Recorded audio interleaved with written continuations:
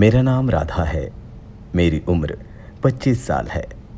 2 साल पहले मेरी शादी हुई थी। 1 साल तो मेरी उनसे अच्छी बनी थी। उसके बाद वो कुछ मेरे मायके ज़्यादा ही जाने लगे।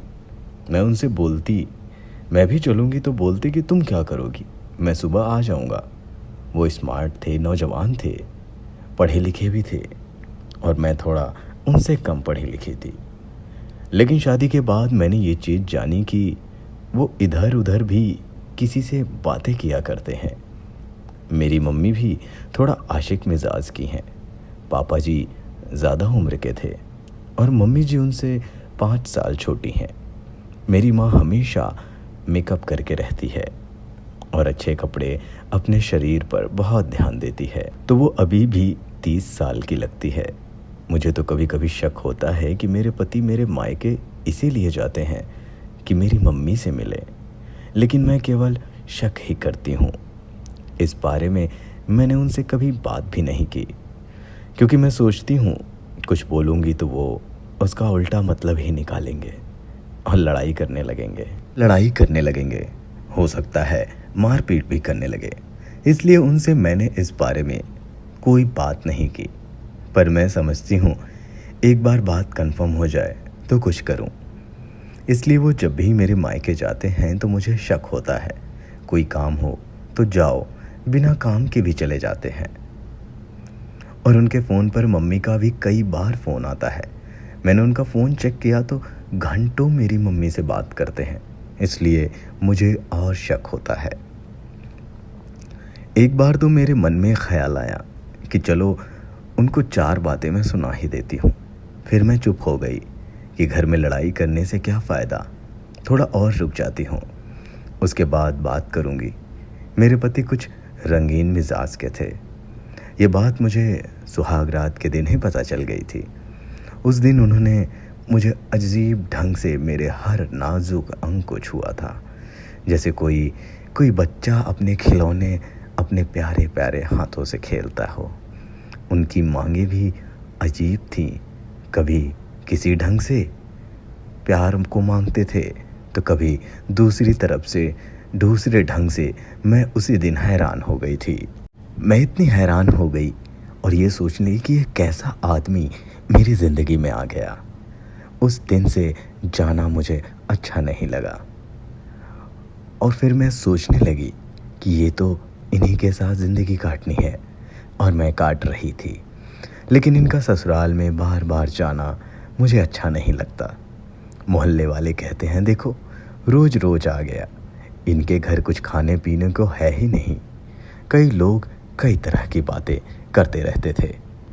सासू माँ नमस्ते, संजय ने मोटरसाइकिल खड़ी की और गेट पर खड़ी अपनी सास को देखते हुए बोला। तो सास जैसे एकदम खुश हो गई और बाजू पकड़कर बरामदे में ले गई। बाजू में 2 कुर्सियां पड़ी थीं और साइड में खटिया पड़ी थी। कुर्सी पर दामाद जी को बिठाकर सास अपनी छोटी बेटी से बोली कि बेटी चाय बना कर ले आओ, तुम्हारे जीजा जी आए हैं। और वह खुद अपने दामाद के पास सट कर बैठ गई, जैसे वो कोई अपने दामाद की गर्लफ्रेंड हो। फिर तो बातें होने लगी प्यार मोहब्बत की। कभी कभी वो दोनों बातें करते करते इतना मशगूल हो जाते कि एक दूसरे से सट जाते। धीरे धीरे शाम हुई और खाना पीना बना। घर वालों ने खाना खाया और अपनी छोटी बेटी का बिस्तर तो बरामदे में लगा दिया और दामाद का बिस्तर अंदर रूम में लगवा दिया। शायद इसी बात का इंतज़ार दामाद संजय को था, इसीलिए संजय ससुराल में बार बार जाते थे। लेकिन वो अपनी सास को लाइक करते थे और सास भी बहुत ढेर सारा खर्चा भी देती थी। अपने दामाद का सारा खर्चा उठाती थी और जमकर दामाद से अय्याशी करती थी। शाम को 8 बजते ही लाइट आ गई और छोटी बेटी ने टीवी चला दी। टीवी पर एक रोमांटिक मूवी आ रही थी, तो दामाद संजय और सास लगभग 10 मिनट तक वो मूवी देखते रहे।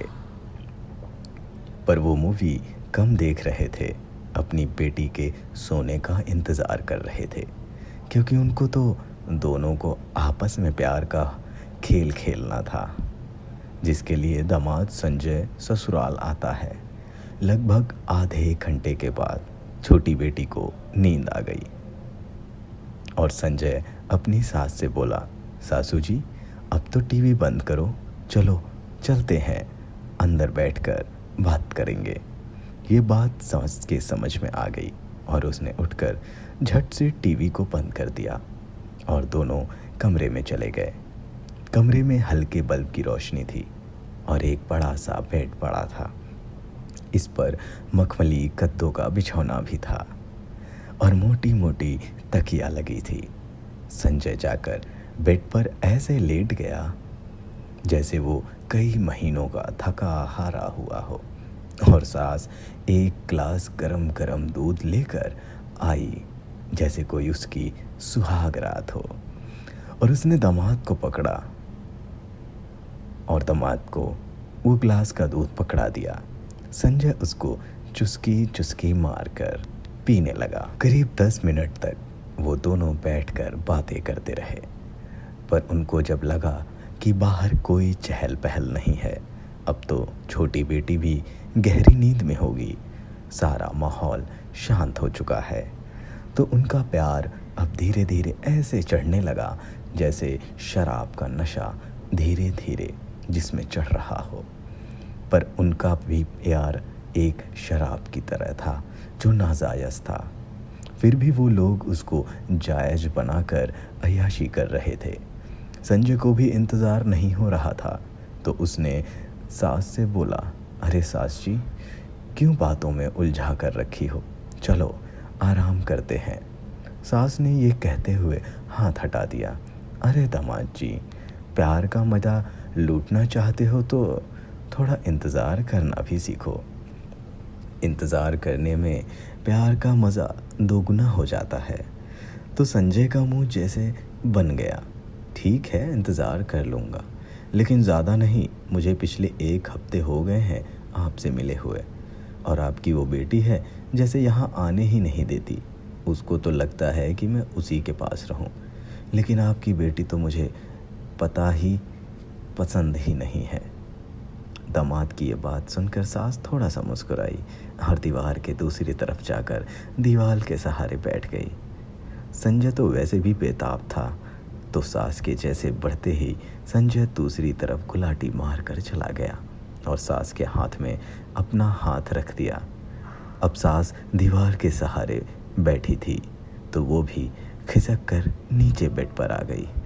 अब दोनों का हाथ एक दूसरे के हाथ में था। अब जैसे जैसे दोनों की नज़रें एक दूसरे के चेहरे पर गड़ी हुई थी। शुरुआत संजय ने की, तो सास जैसे सिसकियां मारने लगी।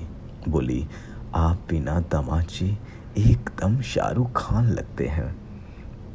मेरा तो मन करता है कि मैं तुम्हें यहाँ से जाने ही ना दूँ, लेकिन क्या करूँ, बेटी से आपकी शादी करवा दी हूँ तो मजबूरी है, तुम्हें तो जाना ही पड़ेगा।